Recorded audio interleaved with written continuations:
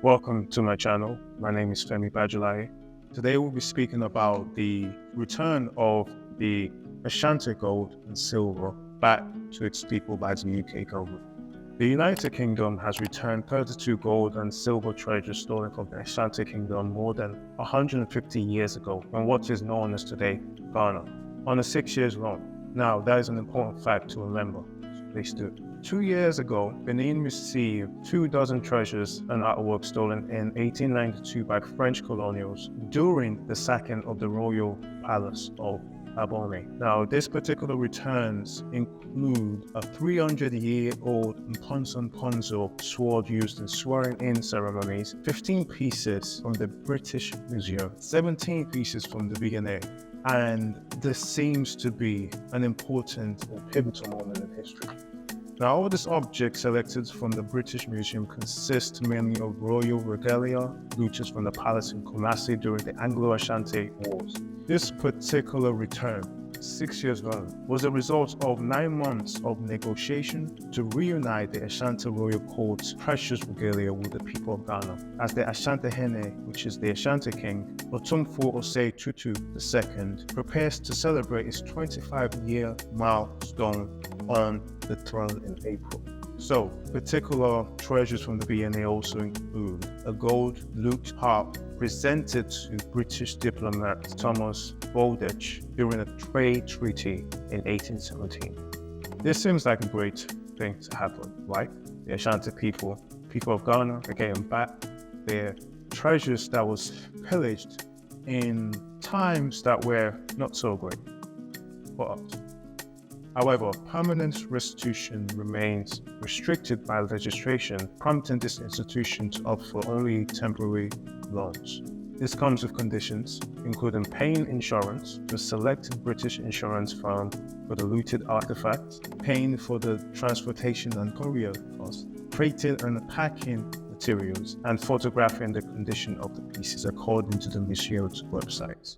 Ghanaian monarchical historian and teacher Osai Bonsu Safo Kantaka shed light on the spiritual and historical benefits that this artifact will bring to Ashanti people, saying that these treasures are not just historical relics, they hold immense spiritual significance for the Ashanti people. He said that the return of these particular treasures are powerful symbols of cultural resilience and the reclamation of our heritage.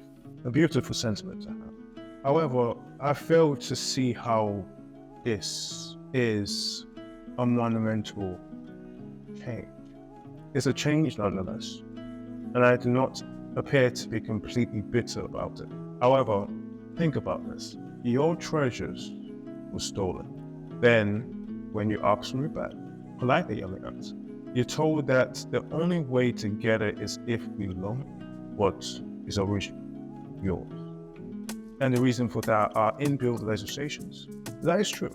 The UK law, especially treasures defined by the UK law, are complex law. They are loopholes, especially the Export of Objects of Cultural Interest Control Order 2003, which is derived from the Export Control Act 2002, Section 1. And this particular requirement states that all cultural items obtain a license to leave the UK.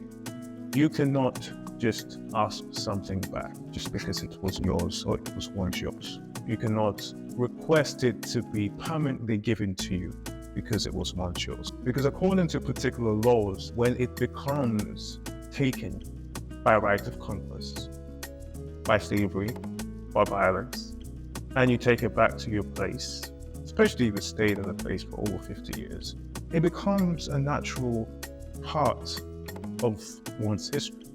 It is part of the British history. The treasures are not something that can just be given back. It would be denying their history. It would be denying the conquest. It would be saying that the conquest was wrong, the violence was wrong. It would be outrightly admitting to the wrongdoing that was done to acquire and accumulate such treasures. And who else they take on? Yes. But we know it's wrong. We know it's something that has immense historical coverage. It is not a myth.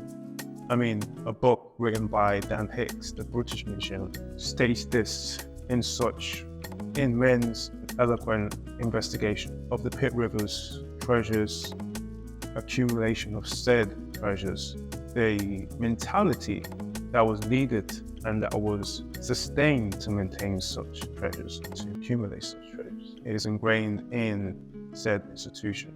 Now, we are in 2024, as many like to remind us that, should move on. Things should be better. We should be able to make a better moral decision. We should be able to leave things in the past and live in harmony. The past is not independent. It's a continuation. As we know, time is not linear. It's cyclic as well as infinite. And if that is true, it means history may be doomed to repeat itself. It also means that the same mentality has just evolved. If laws cannot be changed to allow particular restitutions to occur, which is to be able to give back what you know wasn't completely yours. Yes, you could argue it's a shared history now, it's forced, we all in this together, right? Maybe. And if we are in this together, then there should be an understanding of why those treasures are important to the people that it was taken from. As the historian said, Mr. Osei Safo Kentaka, these are spiritual relics. They have spiritual significance. We know that Africans are immensely spiritual people. We do not do things just for doing. There is essence in things we do. Even if it's just for joy, joy is an essence. So these particular relics have immense spiritual significance to the minds of the future. And therefore it should be taken into consideration that this spiritual soul that has been given to these pieces through the act of creation, and that already exists in these pieces just from the act of conception, should be noted and should be a heavy burden in the need to provide restitution.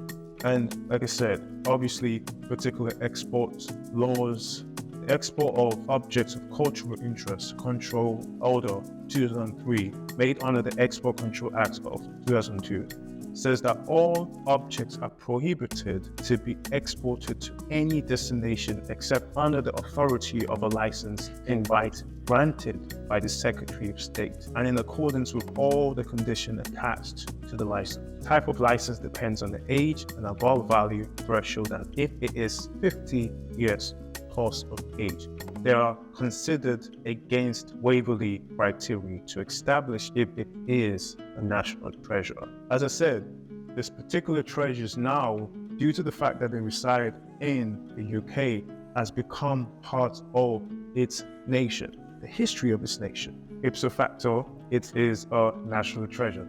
That makes sense. Is it right? No. There is no gray area. The fact is, it's not right. Is it in the law? Yes. And they are abiding by the law.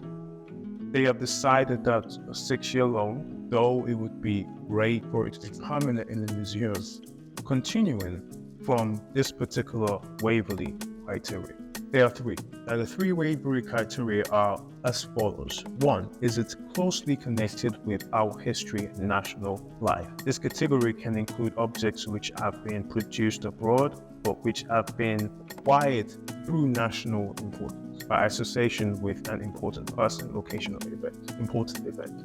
Waverley 2, is it of outstanding aesthetic importance?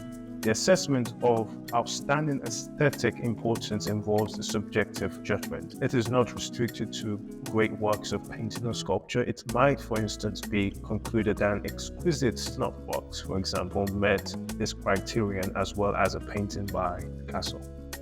Waverley 3. Is it of outstanding significance for the study of some particular branch of art, learning, or history? The object might be considered of outstanding significance for scholarship, either on its own account or on account of its connection with a person, place, event, archive, collection, or assemblage. Such objects serve as benchmarks for assessing other items since they can throw new light on the study of the type. Those are the Waverley criteria. is a collective history of the nation. It is. Is it of outstanding aesthetic importance? Yes, because there are African masks that have been sold in Sotheby's and Christie's for a copious amount of money. So therefore, there is an intrinsic and external aesthetic criteria that has been granted and perceived in this particular piece. We know that the immense artistic powers of Africa are transcendental, so that's a given. And therefore, it is important to the museums to have, so people can come visit them. Now, there's other particular notions that Africans don't have the prescribed tools and resources to take care of this artifact. Maybe, but you haven't given them a chance. Maybe, but then it is not for you to determine how they should take care of their treasures, unless they require input. But that's not been granted. The opportunity is not. This is the. Maybe the laws will change, but it seems we've entered a social contract that we ourselves are not really aware of. Africans are not really aware of, especially when it comes to the collective history we share with the West. It's kind of the social contract that Hume talks about, that the one party, by tracing up government to the deity, endeavor to render it so sacred that it violates that it must be little less than sacrilege, however tyrannical it may become to touch or invade it in the smallest part. I guess this particular government or governing body is the fact that when something should be as simple as this particular history was shared, tainted by violence, by ignorance, by racism, by bigotry, and all of the above, we should be able to restructure the laws and make the right call.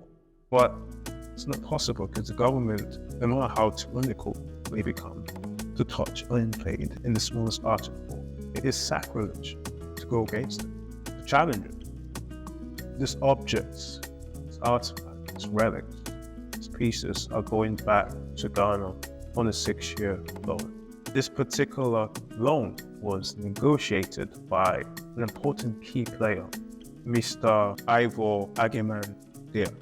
He did a great job to be able to negotiate this back for his people, with the understanding that the two institutions in which he was able to negotiate this particular loan are prevented to make permanent returns due to the British law.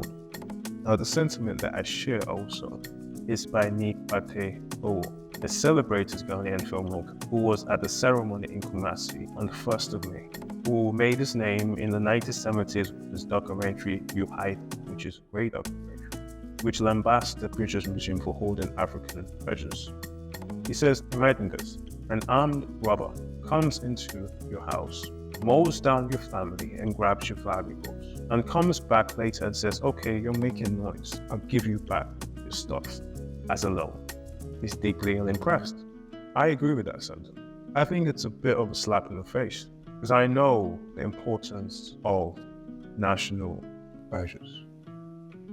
We know that it is predominantly a way in which the future is defined for young Africans, to be able to look at what creation means to them, what they're capable of, what their ancestors have done, what they know they can do, to be able to look within inwards, and therefore have the strength and courage and brilliance to achieve whatever it is they want to achieve. This particular loan, according to Mr. Ageman, states that they've been talking about this for 15 years and nothing happened. According to him, if they couldn't find a middle way, they would have to just continue and probably never get a response back. The British pillaging of Kumasi and another notorious episode in West African colonial history, such as the sacking of the palace of the King Oba in Benin City in 1897 in what is today Edo State, southern Nigeria. They shall share the history. Nigeria has had some success in the campaign for the return of the bronzes. In 2022, the German government announced the transfer of ownership of some 1,000 Benin bronzes. Germany's Foreign Minister Annalena Baerbock flew to Nigeria's capital, Abuja, and handed over 20 of the most spectacular objects to the Nigerian government. Nigeria's National Commission for Museums and Monuments NCMM and the Abbas Palace have had disagreements over the ownership of the Benin grants. The loan with the British government and VAs is for 3 years, with the possibility of a 3-year renewal. Those are the facts of the loan. Those are the particular reports that's been made, which I will leave in the bio. And this particular book of the British Museum by Dan Hicks is also a book that deserves reading. It speaks a lot on this issue. Maybe in another video, I'll go in depth as to exactly what it says in the book. I'll also leave the link in the bio for you to be able to research yourself.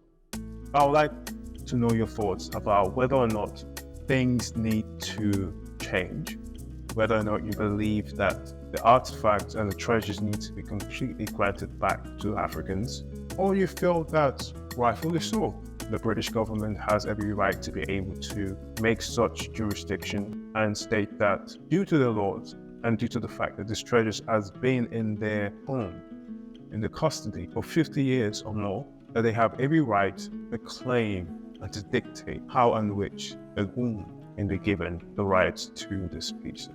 As we know, everything is about money.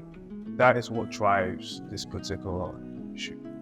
Even being able to ask for your things back, you have to pay for it back. And even then, you can't get it permanently back. Because they know damn well we don't have the capital as of yet to be able to draw such demand. Yeah, maybe they're in the right to be able to determine who can claim these treasures. And they're in the right to claim it as theirs because it's part of their national history.